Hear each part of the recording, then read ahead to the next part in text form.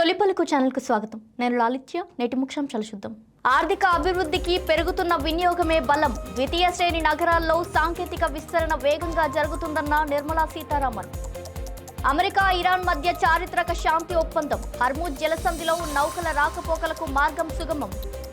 సింగపూర్లో సీఎం చంద్రబాబు పెట్టుబడుల దౌత్యం. ప్రపంచ సంస్థలను ఆంధ్రప్రదేశ్లో పెట్టుబడులకు ఆహ్వానించిన ముఖ్యమంత్రి. సేన ప్రస్థానంతో జనసేన జాతీయ కార్యాచరణ. ఢిల్లీలో కీలక సమావేశంలో జాతీయ సమగ్రతపై Pawan Kalyan special focus. Metro విస్తరణపై సీఎం రేవంత్ రెడ్డి విమర్శలు. కేంద్రం అభివృద్ధికి అడ్డంకులు సృష్టిస్తుందంటూ ఆరోపణలు. ఏలూరులో అర్ధరాత్రి ఉద్రిక్తత. ఎమ్మెల్యే నివాసం వద్ద పోలీసుల సమక్షంలో వాగ్వాదం. సింగరేణి కార్మికుల కోసం పోరాటం కొనసాగుతుందని కవిత స్పష్టం. ప్రభుత్వ వైఖరిపై తీవ్ర విమర్శలు. తృణమూల్ కాంగ్రెస్ కు భారీ ఎదురుదెబ్బ. 20 మంది ఎంపీలు కొత్త పార్టీలో చేరిక.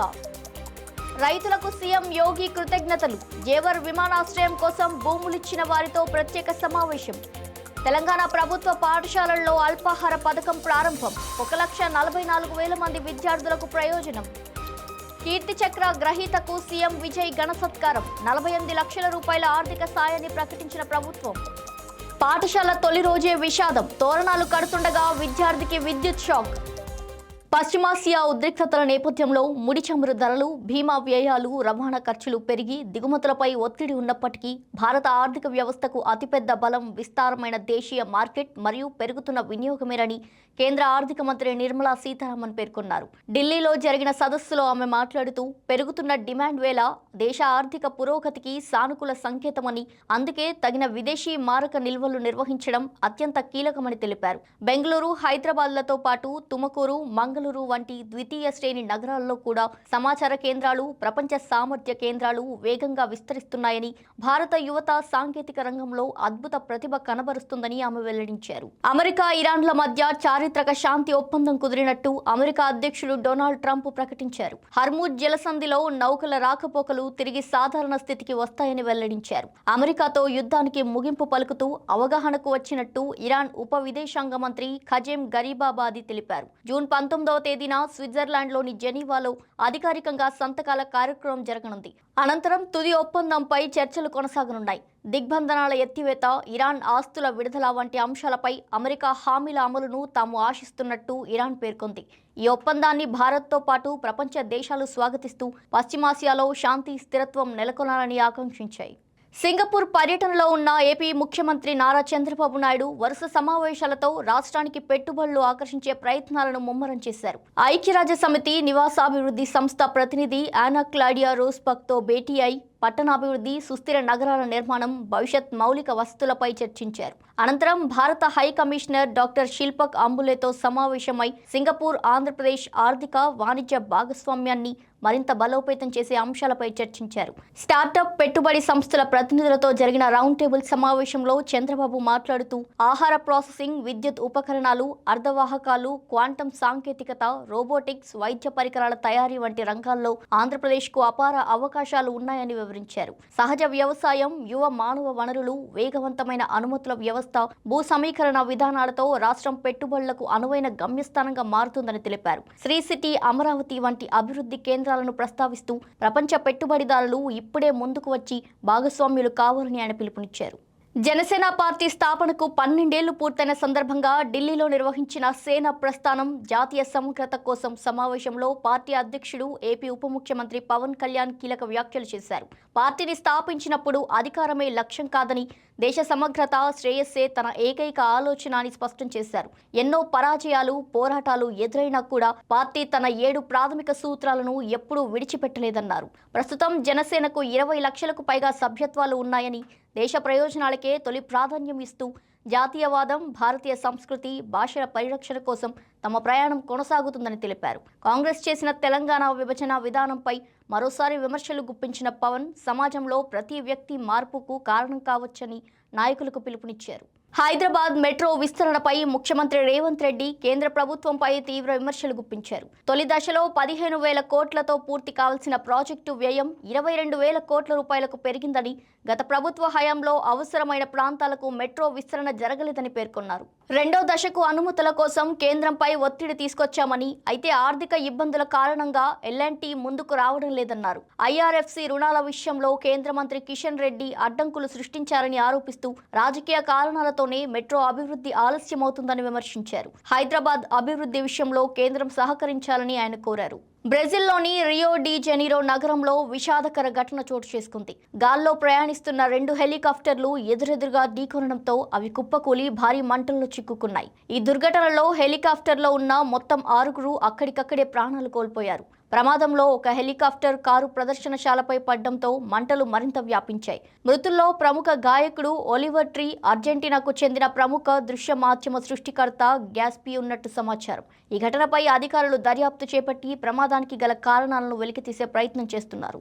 ఏలూరులో అర్ధరాత్రి ఉద్రిక్త పరిస్థితులు నెలకొన్నాయి. దెందులూరు ఎమ్మెల్యే చింతమనేని ప్రభాకర్, న్యాయవాది ఇడుపుకంటి శ్రీనివాసబాబు నివాసం వద్దకు అనుచరులతో చేరుకొని తీవ్ర ఆగ్రహం వ్యక్తం చేసినట్టు సమాచారం. తనపై ఆరోపణలు చేశారంటూ అక్కడ వాగ్వాదానికి దిగిన ఆయన పోలీసుల సమక్షంలో ఘాటుగా హెచ్చరికలు చేసినట్టు వీడియోలు వెలుగులోకి వచ్చాయి. కుటుంబ సభ్యులు, పోలీసులు సముదాయించే ప్రయత్నం చేసినప్పటికీ ఉద్రిక్తత కొనసాగింది. ఈ ఘటన రాజకీయ వర్గాల్లో చర్చనీయాంశంగా మారగా ఎమ్మెల్యేపై ప్రత్యర్థులు తీవ్ర విమర్శలు గుప్పిస్తున్నారు. అయితే ఈ ఆరోపణలపై అధికారిక స్పందన రావాల్సి ఉంది.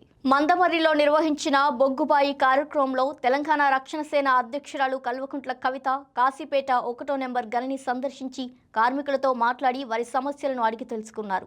ఈ సందర్భంగా ప్రభుత్వం కార్మికుల సమస్యలను పరిష్కరించాల్సింది పోయి వినతి పత్రాలతోనే మభ్యపెడుతుందని విమర్శించారు.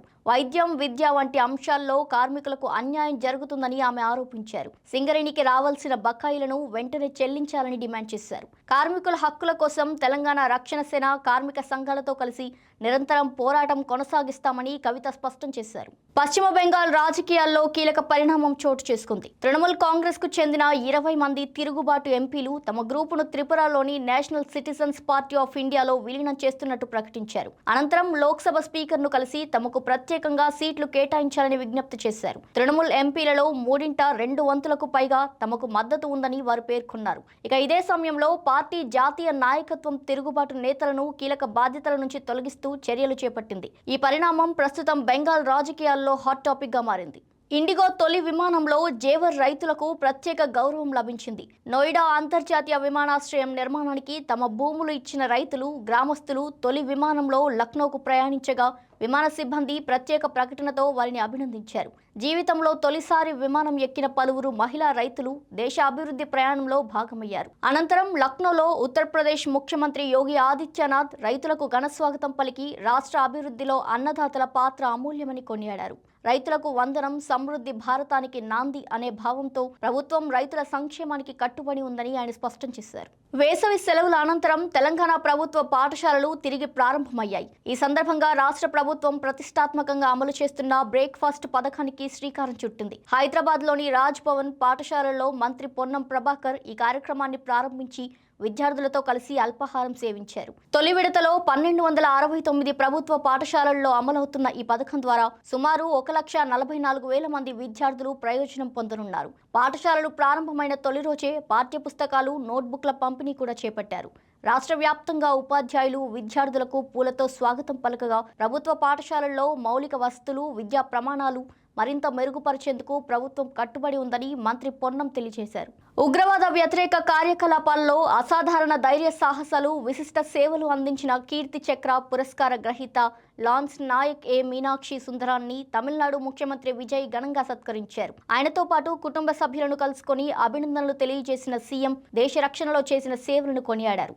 ఈ సందర్భంగా గౌరవ సూచకంగా 48 లక్షల రూపాయల చెక్కును అందజేస్తూ సైనికుల త్యాగం దేశానికి స్ఫూర్తిదాయకమని పేర్కొన్నారు. వీర జవాన్లకు గౌరవం ఇవ్వడం ప్రతి సమాజం బాధ్యత అని సీఎం విజయ్ తెలిపారు.